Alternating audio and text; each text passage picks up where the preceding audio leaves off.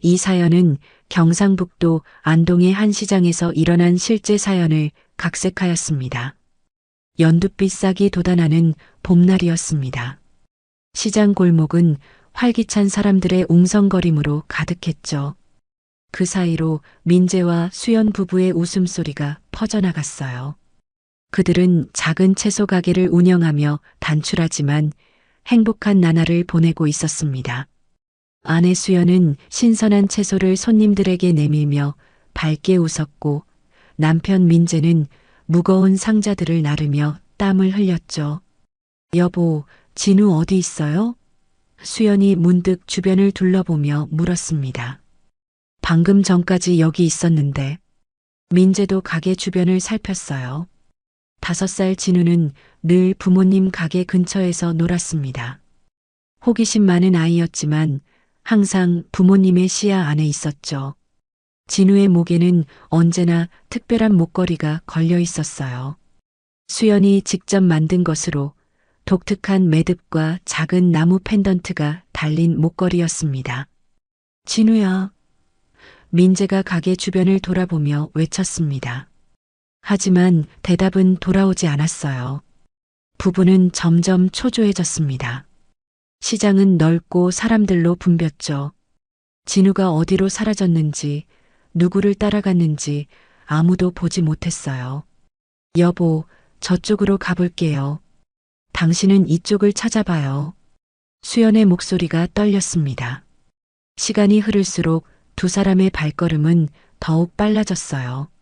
시장 구석구석을 뒤지며 진우를 불렀지만 아이의 모습은 보이지 않았습니다.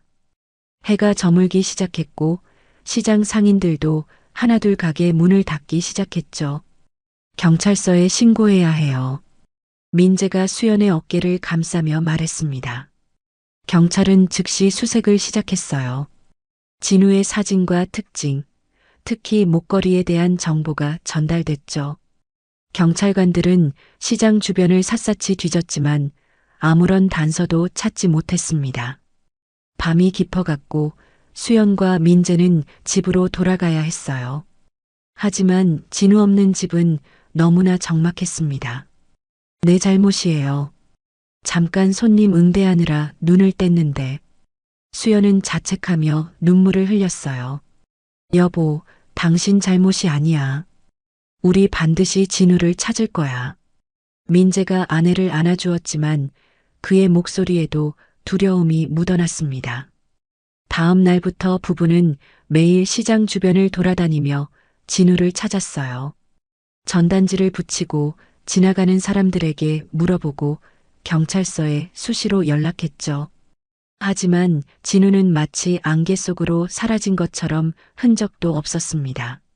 한 달이 지나고 석 달이 지나고 1년이 지났어요. 부부는 여전히 진우를 찾고 있었지만 희망은 점점 희미해져 갔습니다. 수연은 밤마다 진우가 좋아하던 동화책을 읽으며 눈물을 흘렸고 민재는 혼자 술을 마시며 괴로워했어요. 여보, 우리 아들이 어디 있을까요? 수연이 창밖을 바라보며 물었습니다. 살아만 있다면 좋겠어. 어디선가 밥이라도 잘 먹고 있다면. 민재는 말을 잇지 못했어요. 두 사람의 얼굴에는 깊은 주름이 생겼고 눈에는 슬픔이 가득했습니다. 그래도 그들은 서로를 의지하며 버텼어요. 진우를 찾는 일은 그들 삶의 목표가 되었고 하루하루를 버티는 이유가 되었죠. 하지만 세월은 냉정했습니다. 1년이 지나고 2년이 지나고 3년이 흘렀어요. 진우를 찾는 희망은 점점 희미해졌고 부부는 천천히 현실을 받아들이기 시작했습니다. 그들은 여전히 진우를 사랑했지만 이제는 그를 놓아줄 준비를 해야 했어요. 진우가 사라진 지 3년째 되는 날 수연과 민재는 처음으로 진우의 생일 촛불을 함께 불어 껐습니다. 그동안은 항상 진우가 돌아왔을 때 함께 축하하자며 촛불을 그대로 두었죠. 하지만 이제는 달랐어요. 여보, 우리 아들이 어디선가 행복하게 살고 있다고 생각해요. 수연이 떨리는 목소리로 말했습니다. 민재는 말없이 고개를 끄덕였어요. 그의 눈가에 맺힌 눈물이 빛에 반사되어 빛났습니다. 두 사람은 서로의 손을 꼭 잡았어요. 그것은 말없는 약속이었습니다. 이제 진우를 마음속에 간직한 채 앞으로 나아가자는. 여보, 생각한 게 있어요. 수연이 조심스럽게 말을 꺼냈어요. 우리 시장에 작은 국밥집을 열면 어떨까요? 민재가 의아한 표정으로 아내를 바라봤습니다. 진우가 항상 국밥을 좋아했잖아요. 그리고 혹시 진우가 언젠가 우리를 찾아온다면 많은 사람들이 오가는 시장에서 가게를 하고 있으면 더 쉽게 만날 수 있지 않을까요? 수연의 눈에는 희망의 빛이 어렸어요. 민재는 잠시 생각에 잠겼다가 미소를 지었습니다. 좋은 생각이네요. 내가 어머니께 배운 국밥 레시피도 있고. 그렇게 두 사람은 새로운 시작을 준비했어요. 채소 가게를 정리하고 작은 돈을 모아 시장 안쪽에 자리한 좁은 공간을 임대했습니다. 그곳은 사람들의 발길이 많이 닿는 곳이었어요. 두 사람은 밤낮으로 가게를 꾸몄습니다. 벽을 페인트 칠하고 테이블과 의자를 놓고 주방 기구를 들였죠. 여기 이름은 뭐라고 할까요? 민재가 물었어요. 수연은 잠시 생각하더니 미소 지었습니다. 진훈의 국밥집은 어떨까요? 민재의 눈이 촉촉해졌어요. 완벽하네요. 가게 문을 연 첫날 두 사람은 긴장했습니다. 손님이 올까 걱정됐죠. 하지만 시장 상인들이 먼저 찾아와 축하해 주었고 국밥 한 그릇씩 맛보고는 칭찬을 아끼지 않았어요. 이렇게 맛있는 국밥은 처음이에요. 한 상인이 말했습니다. 입소문이 퍼지기 시작했어요. 시장을 찾는 사람들이 진훈의 국밥집을 찾아왔고 국밥의 맛에 반해 단골이 되었습니다. 민재는 주방을 맡아 정성껏 국밥을 끓였고 수연은 손님들을 맞이하며 밝은 미소를 지었죠. 이 집 이름이 왜 진훈이에요? 어느 날 한 손님이 물었습니다. 수연은 잠시 말을 멈추었다가 미소를 지었어요. 우리 아들 이름이에요. 지금은 멀리 있지만 언젠가 돌아올 거라 믿고 있어요. 손님들은 수연과 민재의 이야기에 공감했습니다. 시장은 마치 하나의 큰 가족 같았어요. 사람들은 진훈의 국밥집을 찾을 때마다 혹시 진우를 본 적이 있는지 생각해 보곤 했습니다. 세월이 흘렀어요. 한 해, 두 해, 10년, 20년. 진훈의 국밥집은 시장의 명물이 되었습니다. 수연의 머리카락에 하얀 가닥이 늘어갔고 민재의 허리는 점점 굽어갔지만 두 사람의 마음속에는 여전히 진우가 살아있었어요. 60대가 된 두 사람은 이제 시장의 원로가 되었습니다. 젊은 상인들은 그들에게 조언을 구했고 오래된 단골들은 가족처럼 지냈죠. 민재와 수연은 가게에서 번 돈으로 지역 아동센터에 정기적으로 기부했어요. 실종 아동을 찾는 단체에도 도움을 주었고 명절이면 홀로 사는 노인들을 위해 국밥을 대접했습니다. 여보, 오늘도 기부금 보냈어요? 민재가 수연에게 물었어요. 네, 보냈어요. 우리처럼 아이를 잃은 부모들에게 조금이나마 도움이 됐으면 해요. 수연이 대답했습니다. 두 사람은 손을 맞잡고 가게 앞에 앉아 지나가는 사람들을 바라봤어요. 그들의 눈은 여전히 진우를 찾고 있었습니다. 특히 젊은 남성들을 볼 때면 혹시 저 사람이 진우일까 하는 생각이 들곤 했죠. 이제 우리 아들 30살쯤 되었겠네, 여보. 민재가 문득 말했어요. 수연은 고개를 끄덕였습니다. 어디서 뭘 하고 있을까요? 결혼은 했을까? 아이는 있을까? 민재가 아내의 손을 꼭 잡았어요. 어디에 있든 우리 아들이 행복했으면 좋겠어. 두 사람의 마음은 그렇게 진우와 함께였습니다. 비록 몸은 함께하지 못했지만 그들의 사랑은 변함없이 진우를 향하고 있었어요. 진운의 국밥집은 그 사랑의 증표였고 희망의 불빛이었습니다. 한적한 평일 오후 진운의 국밥집은 늦은 점심을 찾는 손님들로 조용히 북적였습니다. 민재는 주방에서 육수를 끓이고 있었고 수연은 테이블을 정리하며 손님들과 이야기를 나누고 있었어요. 세월이 흘러 이제는 주름진 손으로 그릇을 닦는 모습이 되었지만 그들의 정성은 변함없었습니다. 할머니, 오늘도 국밥 맛있네요. 단골 손님인 택배기사가 말했어요. 수연은 미소를 지었습니다. 많이 드세요. 날이 쌀쌀해져서 따뜻한 국물이 좋을 거예요. 창밖으로 가을비가 부슬부슬 내리고 있었죠. 비 오는 날이면 수연은 항상 진우를 더 많이 생각했어요. 진우가 비를 맞고 있진 않을까, 추위에 떨고 있진 않을까 하는 걱정이 30년이 지난 지금도 그녀의 마음을 적셨습니다. 여보, 육수 더 필요해요? 민재가 주방에서 물었어요. 아니요, 오늘은 이 정도면 충분할 것 같아요. 수연이 대답했습니다. 그때 가게 문이 열렸어요. 비에 젖은 우산을 털며 한 남자가 들어왔습니다. 키가 크고 어깨가 넓은 30대 남성이었어요. 그는 조용히 구석자리에 앉아 메뉴판을 바라봤습니다. 수연은 새로운 손님에게 다가갔어요. 어서 오세요. 무엇을 드릴까요? 소고기 국밥 하나 주세요. 남자의 목소리는 낮고 부드러웠습니다. 수연은 주문을 받아 주방으로 향했어요. 그런데 무언가 이상한 느낌이 들었습니다. 그 남자의 얼굴이 어딘가 낯익은 것 같았어요. 하지만 수연은 그런 생각을 떨쳐냈습니다. 30년 동안 얼마나 많은 젊은 남성들을 보며 진우를 떠올렸던가요? 이제는 그런 착각에 마음을 열지 않으려 했어요. 여보, 소고기 국밥 하나요. 수연이 민재에게 말했습니다. 민재는 고개를 끄덕이며 국밥을 준비했어요. 그는 항상 그랬듯이 정성을 다해 국밥을 만들었습니다.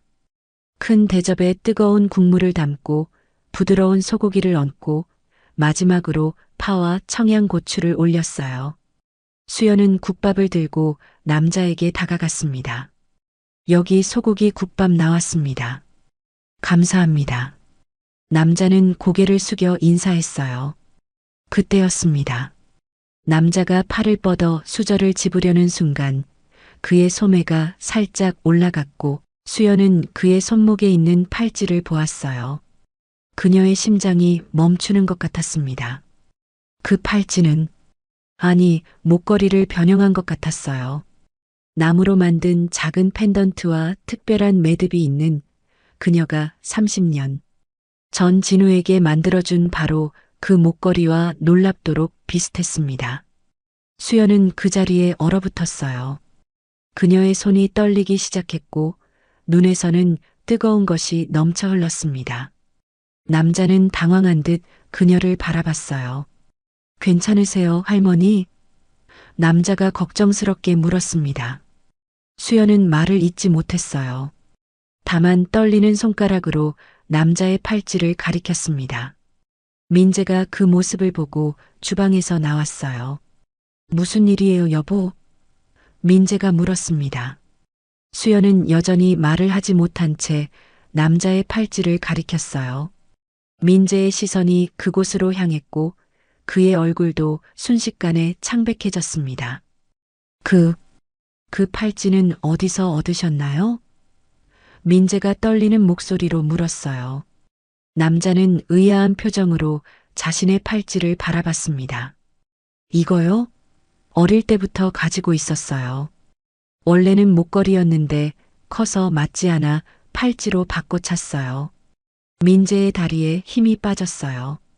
그는 가까운 의자에 주저앉았습니다.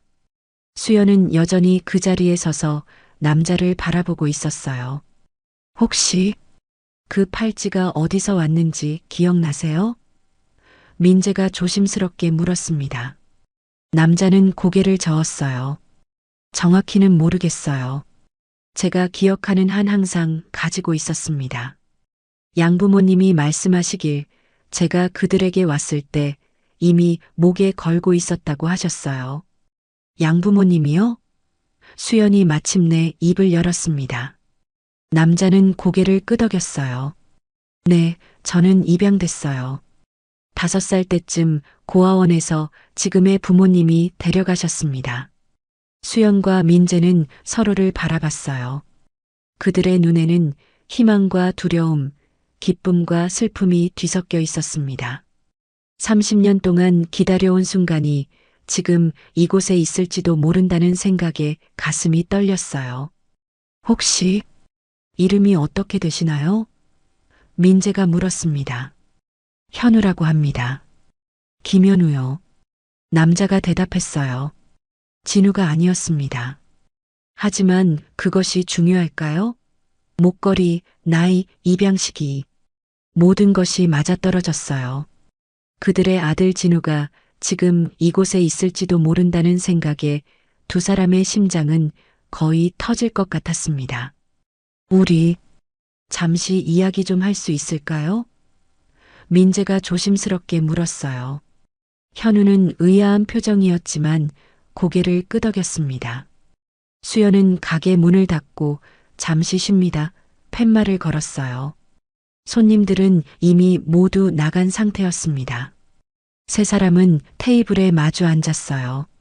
수연과 민재는 떨리는 마음으로 30년 전의 이야기를 들려주기 시작했습니다. 시장에서의 행복했던 날들, 진우가 사라진 그날, 그리고 그 이후 끝없는 수색과 기다림의 시간들. 현우는 조용히 그들의 이야기를 들었어요.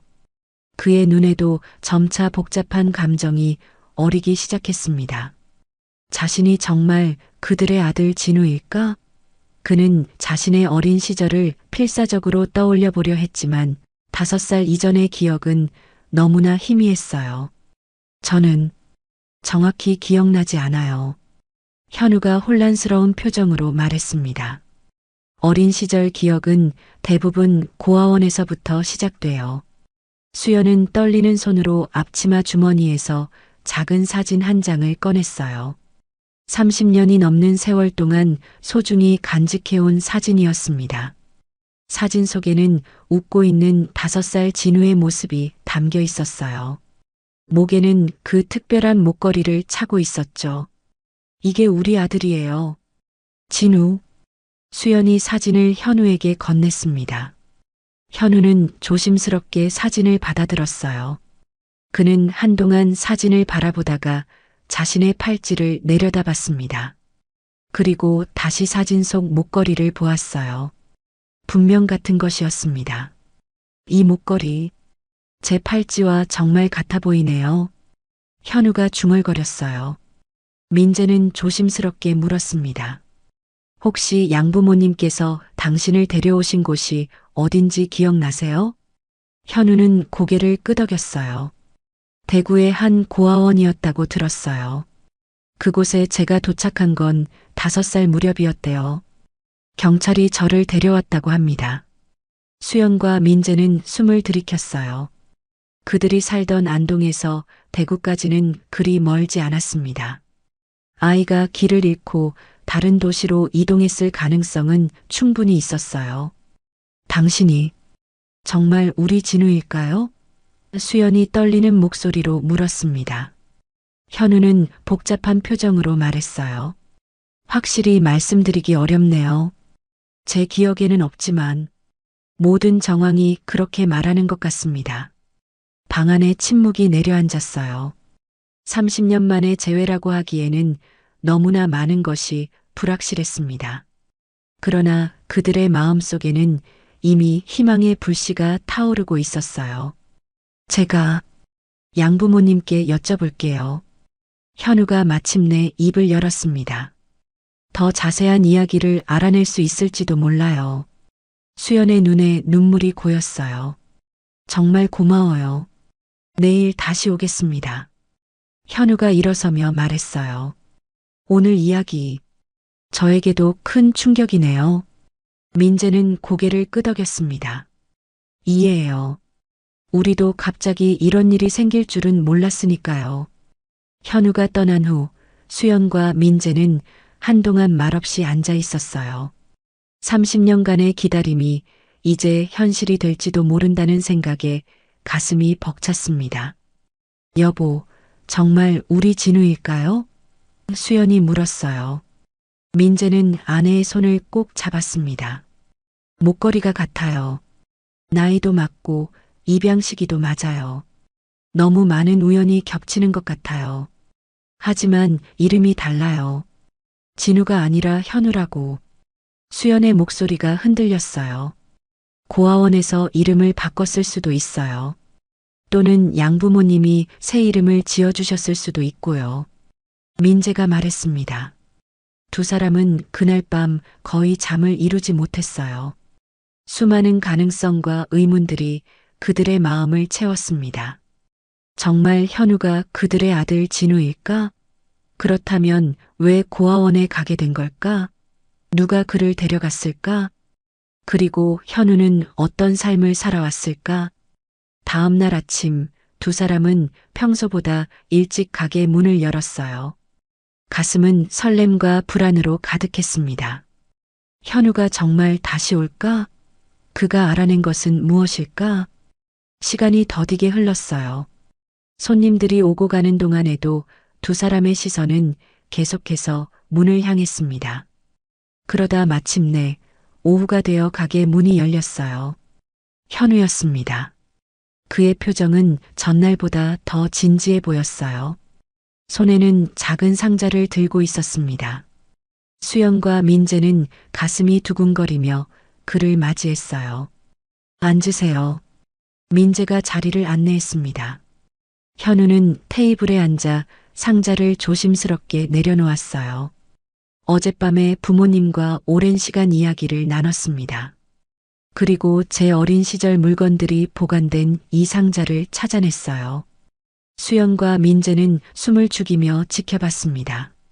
현우가 상자를 열자 그 안에는 낡은 아이옷, 장난감 몇 개, 그리고 작은 종이 한 장이 있었어요. 이건 제가 고아원에 왔을 때 가지고 있던 메모라고 해요. 누가 썼는지는 모르지만 현우가 종이를 펼쳤습니다. 종이에는 희미한 글씨로 진우 5살이라고 적혀 있었어요. 수연의 눈에서 눈물이 흘렀습니다. 민재도 감정을 억누르지 못했어요. 부모님 말씀으로는 경찰이 저를 고아원에 데려왔을 때 이름이 진우였대요. 하지만 새로운 시작을 주고 싶어서 현우라는 이름을 지어주셨다고 합니다. 현우의 목소리도 약간 떨렸어요. 그럼 정말 당신이. 수연은 말을 잇지 못했습니다. 현우는 고개를 끄덕였어요. 제가 당신들의 아들 진우일 가능성이 높아 보입니다. 하지만 확실히 하기 위해 DNA 검사를 해보는 게 어떨까요? 민재는 감격에 찬 목소리로 말했습니다. 물론이죠. 우리도 그게 좋을 것 같아요. 그날 오후 세 사람은 함께 병원을 찾았어요. DNA 검사는 간단했지만 결과를 기다리는 일주일은 그들에게 가장 긴 시간처럼 느껴졌습니다. 그동안 현우는 매일 진훈의 국밥집을 찾아왔어요. 그는 수연과 민재에게 자신의 삶에 대해 이야기했고 두 사람도 진우의 어린 시절과 그들이 겪어온 30년의 시간에 대해 들려주었습니다. 현우는 대구에서 자랐고 대학에서 건축을 공부했으며 지금은 건축사무소에서 일하고 있다고 했어요. 그는 아직 결혼하지 않았고 최근에 안동으로 출장을 왔다가 우연히 진훈의 국밥집을 발견했다고 했습니다. 이상하게도 이 동네가 익숙한 느낌이 들었어요. 현우가 말했어요. 마치 예전에 와봤던 것 같은. 수연은 미소 지었습니다. 여기가 당신의 고향이니까요. 당신이 5살까지 살았던 곳이에요.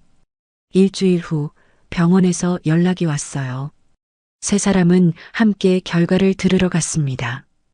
의사의 말을 듣는 순간 수연은 그 자리에 무릎을 꿇고 울음을 터뜨렸어요. 민재도 눈물을 참지 못했습니다. 축하드립니다. 유전자 검사 결과 김현우 씨는 두 분의 친자임이 확인되었습니다. 우리 아들. 수연은 떨리는 손으로 현우의 얼굴을 감쌌습니다. 30년 동안 꿈에서만 보았던 아들의 얼굴이 지금 그녀 앞에 있었어요. 꿈이 아닌 현실이었습니다. 현우도 복잡한 감정에 사로잡혀 있었어요. 그는 이제 자신이 김진우라는 사실을 알게 되었습니다. 잃어버렸던 자신의 정체성을 찾은 셈이었죠. 하지만 동시에 그를 키워준 양부모에 대한 생각도 머릿속을 맴돌았어요. 앞으로는 어떻게 해야 할지. 현우가 조심스럽게 말을 꺼냈습니다. 민재는 아들의 어깨에 손을 얹었어요. 서두를 필요 없어. 우리는 이미 30년을 기다렸으니까. 이제부터는 천천히 서로를 알아가면 돼. 세 사람은 병원을 나와 진훈의 국밥집으로 돌아왔어요. 그곳은 이제 현우에게도 특별한 장소가 되었습니다. 자신의 이름을 딴 가게, 부모님이 30년 동안 그를 기다리며 지켜온 공간이었죠. 여보, 오늘은 특별한 날이니 일찍 문을 닫는 게 어떨까요? 수연이 제안했어요. 민재는 고개를 끄덕였습니다. 그래요. 우리 셋이서 이야기할 시간이 필요하겠죠.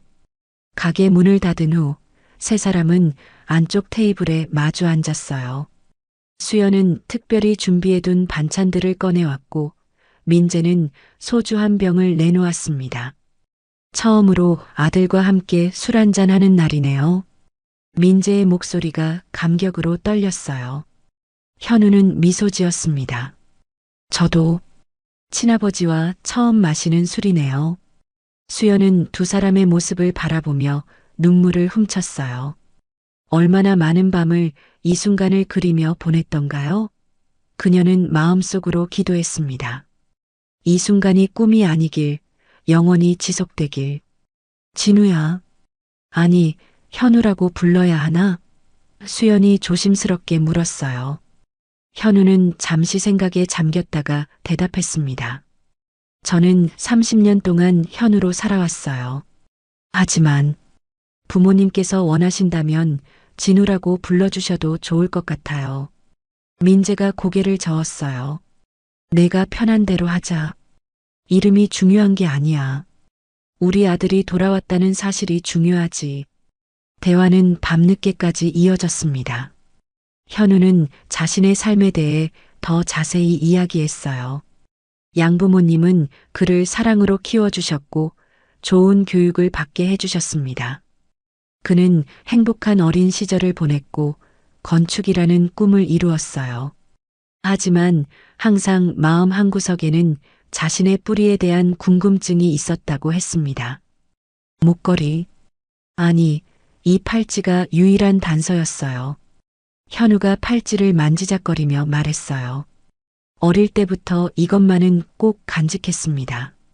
수연은 손을 뻗어 팔찌를 부드럽게 어루만졌습니다. 내가 직접 만든 거예요. 나무 조각은 내 아버지가 깎아주셨고 매듭은 내가 특별히 공부해서 지었지. 내가 그렇게 좋아했었어. 현우의 눈에도 눈물이 맺혔어요. 그는 자신도 모르게 어렴풋한 기억의 조각을 더듬고 있었습니다. 어머니가 목걸이를 걸어주던 순간, 아버지가 어깨에 업어주던 느낌, 시장의 소란스러운 소리와 냄새. 가끔 꿈에서 시장 소리가 들려요. 현우가 조용히 말했어요. 항상 누군가를 찾는 꿈이었습니다. 수연과 민재는 서로를 바라봤습니다. 그들의 아들이 무의식 속에서 그들을 찾고 있었다는 사실에 가슴이 아팠어요. 앞으로는 어떻게 지내게 될까요? 수연이 물었습니다. 현우는 솔직하게 대답했어요. 저는 대구에 직장과 집이 있어요. 당장 모든 것을 옮겨올 수는 없을 것 같아요. 하지만 자주 안동에 올게요. 그리고 가능하다면 부모님도 대구에 와주셨으면 해요. 민재는 고개를 끄덕였습니다. 물론이지. 우리는 내가 원하는 대로 할 거야. 30년을 기다렸는데 이제 조금 더 기다리는 건 문제없어. 밤이 깊어갔어요. 현우는 내일 대구로 돌아가야 했습니다. 양부모님께도 이 사실을 알려야 했고 직장에도 복귀해야 했어요. 하지만 그는 다음 주말에 다시 안동에 오기로 약속했습니다. 양부모님께도 말씀드리고 싶어요. 괜찮으시겠어요? 현우가 조심스럽게 물었어요. 수연은 진심으로 대답했습니다. 당연하지. 그분들은 우리 아들을 잘 키워주신 은인이야. 꼭 만나 뵙고 감사 인사를 드리고 싶어요. 그날 밤 현우는 수연과 민재의 집에서 묵기로 했어요. 그들은 진우를 위해 30년 동안 그대로 보존해온 방으로 그를 안내했습니다. 어린 진우의 장난감과 옷가지들, 그리고 벽에 걸린 사진들. 매일 청소하고 정리했어요. 수연이 말했습니다. 언젠가 내가 돌아올 거라고 믿었거든. 현우는 방 안을 천천히 둘러보았어요. 그의 기억 속에는 없는 공간이었지만 이상하게도 편안함을 느꼈습니다. 마치 오랫동안 그리워했던 곳에 돌아온 것 같은 기분이었어요. 침대 옆 탁자에는 작은 곰 인형이 놓여 있었습니다. 현우는 무의식적으로 손을 뻗어 그것을 집어들었어요. 넌 이 인형을 참 좋아했어. 민재가 말했습니다. 어디를 가든 항상 끌어안고 다녔지. 현우의 손가락이 인형의 귀를 만졌어요. 갑자기 선명한 기억의 조각이 그의 마음속에 떠올랐습니다.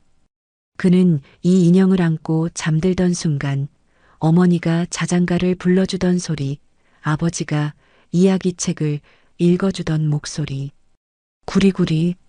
현우가 중얼거렸어요. 수연과 민재는 놀라움에 서로를 바라봤습니다. 구리구리는 진우가 인형에게 붙여준 이름이었어요. 아무도 그에게 말해주지 않았는데 그가 기억해낸 것이었습니다. 내가 기억하는 거니? 수연이 떨리는 목소리로 물었어요. 현우의 눈에 눈물이 고였습니다. 완전히는 아니에요. 하지만 조각들이 조금씩 돌아오는 것 같아요. 그날 밤 세 사람은 각자의 방에서 잠을 청했지만 누구도 쉽게 잠들지 못했어요. 너무나 많은 감정과 생각들이 그들의 마음을 채우고 있었기 때문입니다. 수연과 민재에게는 30년 만에 찾은 아들과의 재회라는 기적의 기쁨이, 현우에게는 새롭게 발견한 자신의 정체성과 두 가족 사이에서의 복잡한 감정이 마음을 어지럽혔어요. 다음 날 아침 수연은 평소보다 일찍 일어나 부엌으로 향했습니다. 오랫동안 꿈꿔왔던 순간이었어요. 친아들을 위해 아침 식사를 준비하는 것. 그녀는 현우가 좋아할 만한 음식이 무엇일지 고민했지만 곧 깨달았습니다. 그녀는 아들의 취향을 알지 못했어요. 30년이라는 공백이 그들 사이에 놓여 있었습니다. 일찍 일어나셨네요. 현우의 목소리에 수연은 뒤를 돌아봤어요. 아침 준비하고 있었어. 수연이 미소 지었습니다. 뭐 좋아하는지 몰라서 이것저것 준비해봤어. 현우는 부엌으로 들어와 수연의 옆에 섰어요. 제가 도와드릴게요. 모자는 나란히 서서 아침 식사를 준비했습니다. 어색함도 있었지만 이상하게 자연스러운 순간이기도 했어요.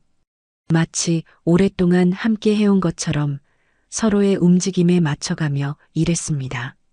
솥밥 좋아해요? 수연이 물었어요. 현우는 고개를 끄덕였습니다. 네, 좋아해요. 특히 누룽지를 긁어먹는 걸 좋아하죠. 수연의 눈이 커졌어요. 진우도 그랬어. 항상 밥솥 바닥에 누룽지를 기다렸지. 두 사람은 서로를 바라보며 웃었습니다. 작은 공통점이었지만 그들을 이어주는 소중한 연결고리처럼 느껴졌어요. 민재도 곧 부엌에 합류했습니다. 세 사람은 함께 아침 식사를 했어요. 대화는 자연스럽게 흘렀고 어제의 감정적인 분위기는 조금 누그러들었습니다. 오늘 대구로 돌아가야 하나요? 민재가 물었어요. 현우는 고개를 끄덕였습니다. 네, 양부모님께 이 일을 알려드려야 해요. 그리고 내일부터 출근해야 하고요. 그분들 어떻게 생각하실까? 수연이 걱정스럽게 물었어요. 현우는 잠시 생각에 잠겼다가 대답했습니다. 놀라시겠지만 이해해 주실 거예요. 부모님은 항상 제가 친부모를 찾는 것에 대해 열린 마음을 갖고 계셨어요. 제가 대학생일 때도 도움을 주셨으니까요. 찾아봤었니? 민재가 놀라움을 감추지 못하고 물었어요. 현우는 고개를 끄덕였습니다. 몇 번 시도했어요. 고아원 기록을 통해 알아보려 했지만 정보가 너무 부족했죠. 결국 포기했었어요. 그런데 이렇게 우연히 운명이었나 봐요. 수연이 말했어요. 아침 식사 후 현우는 대구로 떠날 준비를 했습니다. 수연은 도시락을 싸주었고 민재는 그동안 모아둔 진우의 사진첩을 선물로 주었어요. 천천히 봐. 서두를 필요 없어. 민재가 말했습니다. 내 과거를 알아가는 시간이 필요할 테니까. 현우는 고개를 끄덕였어요. 그는 부모님을 향해 어떻게 인사해야 할지 잠시 망설였습니다. 그때 수연이 먼저 다가와 그를 껴안았어요. 잘 다녀와 아들. 수연의 목소리가 떨렸습니다. 민재도 현우를 포옹했어요. 다음 주말에 보자. 현우는 마지막으로 손을 흔들고 차에 올랐습니다. 그가 떠난 후 수연과 민재는 오랫동안 그 자리에 서 있었어요. 아들을 다시 보낸다는 것은 쉽지 않았지만 이번에는 그가 돌아올 것이라는 확신이 있었습니다. 여보, 꿈 같아요. 수연이 민재의 손을 잡으며 말했어요. 민재는 아내의 손을 꼭 쥐었습니다. 이제 진짜 시작이에요. 우리 가족이 다시 하나가 되는 과정의 시작. 그날 오후 수연과 민재는 국밥집을 열었어요. 일상으로 돌아가는 것이 좋을 것 같았습니다. 하지만 모든 것이 달라진 느낌이었어요. 가게의 공기도, 그들의 마음도, 미래를 바라보는 시선도 모두 변화했습니다. 단골 손님들은 두 사람의 표정이 밝아진 것을 금방 알아챘어요. 무슨 좋은 일 있으세요? 한 손님이 물었습니다. 수연과 민재는 서로를 바라봤어요. 아직 모든 사람에게 이야기할 준비는 되지 않았습니다. 이것은 그들만의 소중한 순간이었으니까요. 그냥 날씨가 좋아서요. 수연이 미소 지으며 대답했어요. 그날 밤 현우에게서 전화가 왔습니다. 그는 무사히 대구에 도착했고 양부모님께 모든 것을 이야기했다고 했어요. 어떻게 반응하셨어? 민재가 걱정스럽게 물었습니다. 처음에는 놀라셨지만 이해해 주셨어요. 현우의 목소리가 전화기를 통해 들려왔어요. 사실 어머니께서 직접 안동에 오시고 싶다고 하셨어요. 두 분을 만나고 싶으시대요.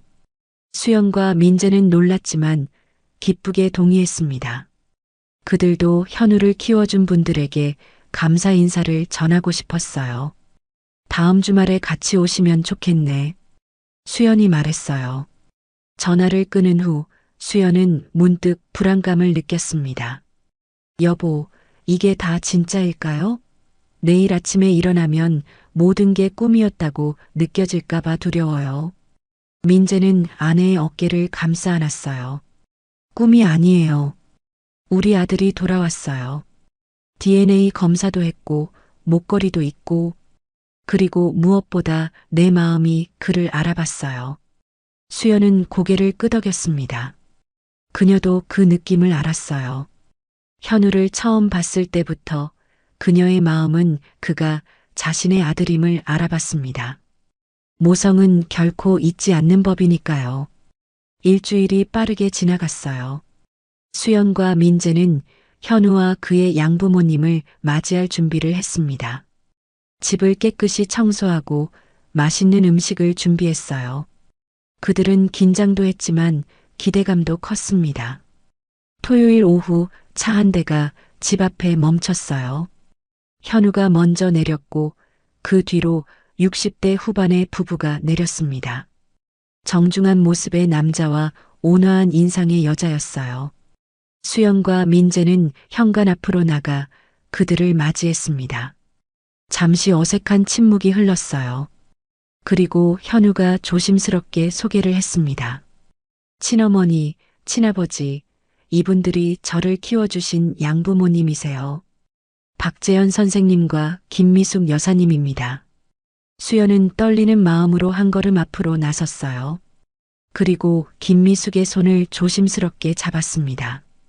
우리 아들을 이렇게 훌륭하게 키워주셔서 정말 감사합니다. 수연의 목소리가 떨렸어요. 김미숙의 눈에도 눈물이 고였습니다. 아니에요. 저희가 감사해야죠. 이렇게 좋은 아이를 만나게 해주셔서. 두 어머니는 서로를 바라보며 미소 지었어요. 그 순간 그들 사이에 깊은 이해와 존중이 흘렀습니다. 두 사람 모두 현우를 사랑했고 그의 행복을 바랐어요. 그것이 그들을 하나로 묶어주는 강한 끈이었습니다. 들어오세요. 민재가 모두를 안으로 안내했어요. 많은 이야기를 나눌 시간이 필요할 것 같네요. 집 안으로 들어선 두 가족은 거실에 마주 앉았습니다. 처음에는 어색한 침묵이 흘렀지만 민재가 준비해온 소주를 따르며 분위기를 풀었어요. 수연은 정성껏 준비한 반찬들을 내놓았고 현우는 두 가족 사이에서 연결 다리 역할을 했습니다.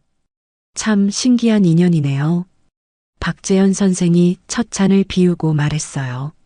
30년 전에 우리가 현우, 아니 진우를 입양했을 때는 이런 날이 올 줄 몰랐습니다. 민재는 고개를 끄덕였어요. 저희도 마찬가지입니다. 아들을 다시 만날 수 있을 거라고는 생각도 못했어요. 어떻게 입양하게 되셨는지 여쭤봐도 될까요? 수연이 조심스럽게 물었습니다. 김미숙은 따뜻한 미소를 지었어요. 저희는 결혼 후 10년 동안 아이가 없었어요. 그러다 대구의 고아원에서 봉사활동을 하게 됐는데 그곳에서 현우를 만났죠. 처음 봤을 때부터 특별한 아이였어요. 고아원에서는 어떻게 들어왔다고 하던가요? 민재가 물었습니다. 박재현이 대답했어요. 경찰이 데려왔다고 했어요. 안동시장 근처에서 길을 잃은 아이를 발견했는데 부모를 찾을 수 없었대요.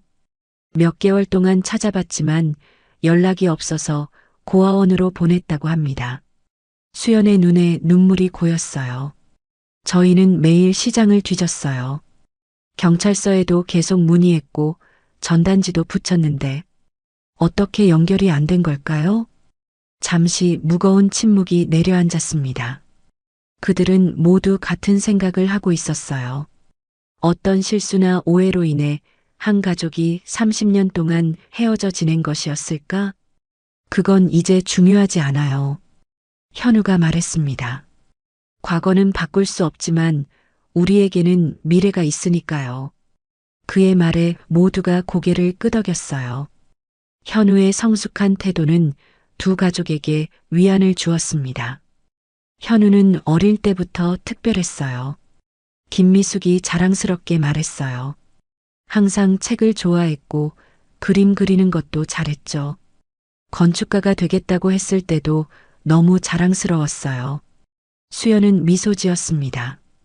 진우도 그림 그리는 걸 좋아했어요. 5살 때 이미 집 모양을 정확하게 그렸죠. 대화가 계속되면서 두 가족은 현우의 삶에 대한 이야기를 나눴어요. 수연과 민재는 현우의 어린 시절 사진을 보며 그동안 놓친 순간들을 조금이나마 채워갔고 박재영과 김미숙은 현우의 친부모에 대해 알게 되었습니다. 현우가 건축을 좋아하는 건 민재 씨의 영향인가 봐요. 박재현이 말했어요. 목공일을 하셨다니. 민재는 놀란 표정이었습니다. 그런가요? 저는 항상 손으로 무언가 만드는 걸 좋아했어요. 진우에게 작은 목각 인형도 많이 만들어줬었죠. 어머니와 아버지의 특성이 모두 저에게 있나 봐요. 현우가 웃으며 말했어요. 양부모님께 배운 것도 많고요. 수연은 잠시 생각에 잠겼다가 말했습니다. 우리 모두 현우의 부모예요. 각자 다른 방식으로 그를 사랑하고 키웠으니까요. 김미숙은 수연의 손을 잡았어요. 맞아요. 우리는 이제 하나의 가족이에요. 그 말에 모두가 동의했습니다. 처음의 어색함은 완전히 사라지고 그 자리에는 따뜻한 이해와 존중이 자리 잡았어요. 그들은 모두 현우를 사랑했고 그것이 그들을 하나로 묶어주는 끈이었습니다. 저녁이 깊어갈수록 대화는 더욱 편안해졌어요. 박재영과 민재는 서로의 일에 대해 이야기를 나누었고 수연과 김미숙은 요리 비법을 교환했습니다. 현우는 두 가족이 자연스럽게 어울리는 모습을 보며 마음이 따뜻해졌어요. 이제 어떻게 지낼 계획이에요? 김미숙이 현우에게 물었습니다. 현우는 잠시 생각하다 대답했어요. 일단은 대구에서 계속 일하겠지만 주말마다 안동에 올 계획이에요. 그리고 언젠가는 안동으로 이직할 수도 있을 것 같아요. 수연과 민재의 눈이 반짝였지만 그들은 아무 말도 하지 않았어요. 그것은 현우가 스스로 결정해야 할 문제였습니다. 서두르지 마. 박재현이 현우의 어깨를 토닥였어요. 내가 행복한 게 중요하니까. 다음 날 아침 두 가족은 함께 진운의 국밥집으로 향했습니다. 일요일이었지만 수연과 민재는 특별히 가게를 열기로 했어요.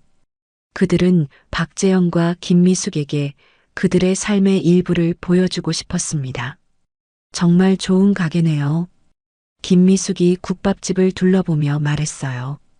현우의 이름을 딴 곳이라니 감동적이에요. 수연은 미소 지었습니다. 항상 진우가 돌아올 거라고 믿었어요. 그래서 이 가게를 시작했죠. 박재영과 김미숙은 진운의 국밥집에서 아침을 먹었어요. 민재가 특별히 끓인 소고기 국밥은 그들의 입맛을 사로잡았습니다. 정말 맛있네요. 박재현이 감탄했어요. 이런 맛집이 대구에도 있으면 좋을 텐데. 민재가 웃으며 말했습니다. 언제든 레시피 알려드릴게요. 그때 국밥집 문이 열리고 첫 손님이 들어왔어요. 오랜 단골이었던 노인이었습니다. 어이 사장님, 오늘도 국밥 한 그릇. 노인은 말을 멈추고 모여있는 사람들을 바라봤어요. 아이고, 손님들 계셨군요.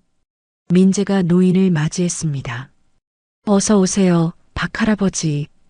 오늘은 특별한 손님들이 오셨어요. 저희 아들과 그의 양부모님이십니다. 노인은 놀란 표정으로 현우를 바라봤어요. 아들이라고요? 혹시 그 잃어버렸다는. 수연이 고개를 끄덕였습니다. 네, 맞아요. 우리 진우를 찾았어요. 노인의 눈에 눈물이 고였어요. 그는 시장에서 오랫동안 장사를 했고 수연과 민재의 이야기를 잘 알고 있었습니다. 이런 기적이 다 있다니. 정말 축하드려요. 그 소식은 순식간에 시장 전체에 퍼졌어요. 오전 내내 많은 상인들과 단골 손님들이 진운의 국밥집을 찾아와 축하 인사를 전했습니다. 그들 모두 수연과 민재의 슬픔과 기다림을 지켜봐 왔기에 이 재회의 기쁨을 함께 나누고 싶어 했어요. 여보, 오늘이 우리 가게에서 가장 행복한 날인 것 같아요. 수연이 민재에게 속삭였습니다. 민재는 아내의 손을 꼭 잡았어요. 그래요. 드디어 진운의 국밥집에 진짜 진우가 돌아왔으니까요. 박재영과 김미숙은 현우의 친부모가 지역사회에서 얼마나 사랑받고 존경받는지 보며 감동했어요. 그들은 현우가 이런 따뜻한 공동체의 일원이 될 수 있어 다행이라고 생각했습니다. 여러분, 잠시 주목해 주세요. 민재가 갑자기 가게 한가운데 서서 말했어요. 모든 사람들이 그를 바라봤습니다. 오늘은 특별한 날이에요. 저희 가족이 다시 하나가 되었고 새로운 가족도 얻었습니다. 이 기쁨을 여러분과 함께 나누고 싶어요. 민재는 소주 한 병을 열었고 손님들에게도 잔을 나눠주었어요. 가게 안의 모든 사람이 잔을 들었습니다. 우리 아들 진우의 귀환과 이제는 하나가 된 두 가족을 위해 민재가 잔을 높이 들었어요. 건배. 모두가 함께 외쳤습니다. 현우는 이 모든 광경을 바라보며 감동했어요. 그는 자신이 얼마나 많은 사람들에게 사랑받고 있는지 실감했습니다. 두 쌍의 부모님, 시장 사람들, 그리고 이 따뜻한 공동체. 그는 더 이상 뿌리 없는 사람이 아니었습니다. 오히려 그 어느 때보다도 깊고 단단한 뿌리를 가지게 되었어요. 여름이 지나고 가을이 깊어가는 어느 날 오후, 진운의 국밥집은 평소보다 더 분주했습니다. 테이블마다 손님들이 가득했고 주방에서는 민재가 바쁘게 국밥을 준비하고 있었어요. 수연은 손님들 사이를 오가며 주문을 받고 음식을 나르느라 정신이 없었습니다. 어머니, 제가 도울게요. 익숙한 목소리에 수연은 뒤를 돌아봤어요. 현우였습니다. 그는 평일인데도 불구하고 안동에 와 있었어요. 수연의 얼굴에 미소가 번졌습니다. 진우야, 오늘 올 줄 몰랐는데. 수연이 반갑게 말했어요. 그녀는 여전히 가끔 현우를 진우라고 부르곤 했습니다. 현우는 그것을 전혀 개의치 않았어요. 현우는 앞치마를 두르며 웃었습니다. 깜짝 선물이에요. 중요한 소식이 있어서 직접 전하고 싶었거든요. 민재가 주방에서 고개를 내밀었어요. 아들, 왔구나. 무슨 소식인데? 현우는 미소를 지었지만 일단 손님들부터 도와드리겠다고 했습니다. 그는 자연스럽게 서빙을 시작했어요. 마치 오랫동안 이곳에서 일해온 것처럼 능숙하게 움직였습니다. 단골 손님들은 현우를 알아보고 반갑게 인사했어요. 이제 시장 사람들 모두가 잃어버렸던 아들의 기적적인 귀환 이야기를 알고 있었습니다. 진우야, 이제 큰 회사 다니는 건축가가 됐다면서?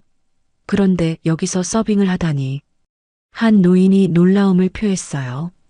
현우는 웃으며 대답했습니다. 여기가 제 집이니까요. 부모님 일을 돕는 건 당연한 일이죠. 저녁 무렵 손님들이 조금 빠져나가자 세 사람은 마주 앉을 시간을 가질 수 있었어요. 수연은 따뜻한 차를 내오며 물었습니다. 그래서 무슨 중요한 소식이 있다고 했니?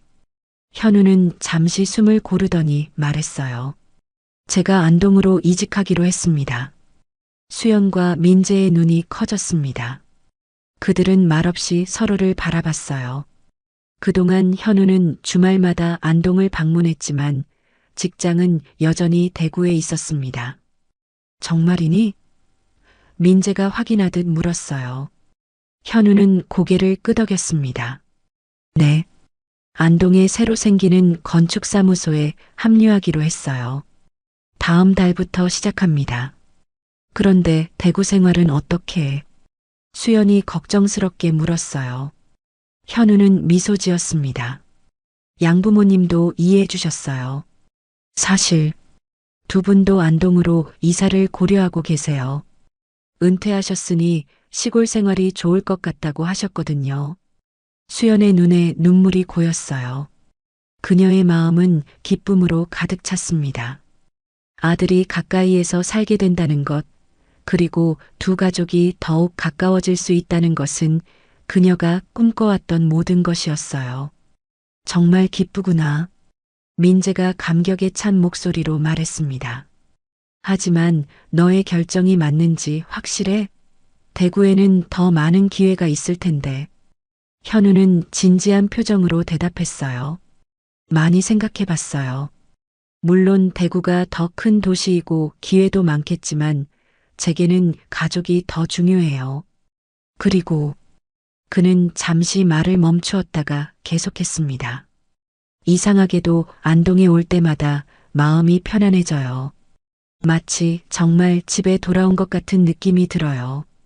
수연은 아들의 손을 꼭 잡았어요. 그건 내 마음이 기억하고 있기 때문일 거야. 비록 머리로는 기억하지 못해도 마음은 여기가 내 고향임을 알고 있는 거지. 민재도 고개를 끄덕였습니다. 우리는 내 결정을 존중해. 그리고 정말 기쁘다. 하지만 언제든 마음이 바뀌면 이해할 거야. 현우는 부모님의 이해에 감사했어요. 그는 이 결정을 내리기까지 많은 고민을 했습니다. 하지만 30년 동안 잃어버렸던 시간을 생각하면 이제 부모님과 함께할 수 있는 시간이 너무나 소중하게 느껴졌어요. 사실 한 가지 더 말씀드릴 게 있어요. 현우가 조심스럽게 말을 꺼냈습니다. 수연과 민재는 궁금한 표정으로 그를 바라봤어요. 제가 이 가게를 좀 확장하면 어떨까 생각하고 있어요. 현우가 말했습니다. 옆 공간이 비어 있잖아요. 거기까지 넓혀서 좀 더 현대적인 시설을 갖추면 어떨까요? 민재의 눈이 커졌어요. 확장이라고? 현우는 고개를 끄덕였습니다. 네. 진운의 국밥집은 이미 유명하잖아요. 하지만 공간이 좁아서 주말에는 손님들이 기다려야 하고요. 제가 건축 지식을 활용해서 리모델링 계획을 세워봤어요. 그는 가방에서 스케치북을 꺼내 펼쳤어요. 그 안에는 진운의 국밥집의 새로운 모습이 상세하게 그려져 있었습니다. 더 넓은 공간, 현대적인 주방, 그리고 편안한 좌석 배치까지. 어떻게 생각하세요? 현우가 기대에 찬 눈으로 물었어요. 수연과 민재는 한동안 말없이 그림을 바라봤습니다. 그들은 지난 30년 동안 국밥집을 거의 그대로 유지해 왔어요. 변화는 항상 두렵지만 아들과 함께하는 새로운 시작이라고 생각하니 설렘이 밀려왔습니다. 정말 멋진 계획이구나. 민재가 마침내 입을 열었어요. 하지만 비용이. 현우는 미소 지었습니다. 제가 모아둔 돈이 있어요. 그리고 양부모님도 도움을 주시겠다고 하셨고요. 이건 우리 가족 모두의 프로젝트가 될 거예요. 우리 가족. 수연이 그 말을 되풀이하며 눈시울을 붉혔어요. 정말 꿈만 같아. 그날 밤 세 사람은 늦게까지 미래 계획에 대해 이야기를 나눴습니다. 국밥집 확장, 현우의 이사, 그리고 두 가족이 함께할 새로운 일상에 대해. 수연과 민재에게는 이 모든 것이 오랫동안 꿈꿔왔던 행복이었어요. 몇 주 후 진운의 국밥집은 리모델링을 위해 잠시 문을 닫았습니다. 현우는 직접 공사를 감독했고 민재는 그의 오랜 목공 기술을 살려 일부 가구를 직접 만들었어요. 수연은 새로운 메뉴 개발에 힘썼고 김미숙은 인테리어 디자인에 도움을 주었습니다. 박재현도 은퇴한 교사의 꼼꼼함으로 행정적인 일들을 도왔어요. 시장 사람들은 매일 공사 현장을 들여다보며 진행 상황에 관심을 보였습니다. 그들에게도 진운의 국밥집의 변화는 하나의 축제 같았어요. 정말 근사해지겠네요. 한 상인이 말했어요. 더 많은 손님들이 올 거예요. 공사는 예상보다 빨리 진행되었고 한 달 후에는 새로운 진운의 국밥집이 문을 열었습니다. 개업식에는 시장 사람들뿐만 아니라 안동 지역 신문사와 방송국도 취재를 왔어요. 잃어버린 아들을 30년 만에 찾고 함께 가게를 새롭게 시작한다는 이야기는 많은 사람들에게 감동을 주었습니다. 저희 가족의 이야기가 누군가에게 희망이 될 수 있다면 기쁠 것 같아요. 현우가 인터뷰에서 말했어요. 절대 포기하지 않는 것의 중요성을 보여주는 이야기니까요. 새로운 진운의 국밥집은 첫날부터 북적였습니다. 넓어진 공간과 다양해진 메뉴는 손님들의 호평을 받았어요. 특히 현우가 제안한 진우의 특별국밥은 금세 인기 메뉴가 되었습니다. 수연과 민재는 새로운 가게에서 일하는 것이 행복했어요. 특히 현우가 퇴근 후에 가게에 들러 도움을 주는 모습을 볼 때면 그들의 마음은 감사함으로 가득 찼습니다. 여보, 우리가 이렇게 행복해도 될까요? 어느 저녁 수연이 민재에게 물었어요. 민재는 아내의 손을 잡으며 미소 지었습니다. 당연하죠. 우리는 이 행복을 위해 30년을 기다렸으니까요. 시간이 흘러 새로운 일상이 자리 잡았어요. 현우는 안동에 작은 집을 마련했고 박재영과 김미숙도 근처로 이사 왔습니다. 두 가족은 자주 모여 식사를 하고 휴일에는 함께 여행을 다녔어요. 처음의 어색함은 완전히 사라지고 그들은 진정한 하나의 대가족이 되었습니다. 어느 휴일 저녁 모두가 진훈의 국밥집에 모였어요. 가게는 문을 닫았지만 그들만의 특별한 저녁 식사가 준비되었습니다. 테이블 위에는 수연과 김미숙이 함께 준비한 풍성한 음식들이 놓여 있었어요. 모두를 위해 건배하고 싶습니다. 현우가 잔을 들고 일어섰어요. 30년 전 운명은 우리를 갈라놓았지만 결국 다시 모이게 했습니다. 그 과정에서 저는 두 쌍의 부모님을 갖게 되었고 두 가족은 하나가 되었죠. 이것이 진정한 행운이 아닐까요? 모두가 잔을 들었고 수연의 눈에는 행복의 눈물이 고였습니다. 그녀는 남편과 아들, 그리고 이제는 가족이 된 박재영과 김미숙을 바라보았어요. 30년의 슬픔과 기다림이 이런 행복으로 보상받을 줄은 몰랐습니다. 창밖으로는 별이 빛나는 밤하늘이 보였어요. 진훈의 국밥집의 간판 불빛이 따뜻하게 빛나고 있었습니다. 그 불빛은 마치 오랫동안 꺼지지 않고 기다려온 희망의 상징 같았어요. 이제 그 희망은 현실이 되어 그들 모두의 가슴을 따뜻하게 비추고 있었습니다. 여보, 민재가 수연의 귓가에 속삭였어요. 기적은 정말 일어나는 것 같아요. 수연은 미소 지으며 고개를 끄덕였습니다. 네, 우리의 기적이에요. 현우의 팔찌, 이제는 특별한 장식으로 진훈의 국밥집 내부에 걸려 있었어요. 오래된 목걸이가 팔찌로 변하고 이제는 가족의 상징이 된 그것은 시간이 흘러도 변하지 않는 사랑의 증표였습니다. 마치 그들의 인연처럼 끊어질 듯 끊어지지 않고 형태만 바꾸어 이어진 특별한 연결고리였어요. 그리고 그들은 알았습니다. 진정한 가족의 의미를 혈연만으로 이어지는 것이 아니라 서로를 향한 무조건적인 사랑과 이해, 그리고 함께하는 시간으로 만들어지는 것임을. 그들의 이야기는 앞으로도 계속될 것입니다. 새로운 추억을 쌓아가며 잃어버린 시간을 보상받으며 그리고 무엇보다 함께하는 순간순간을 소중히 여기며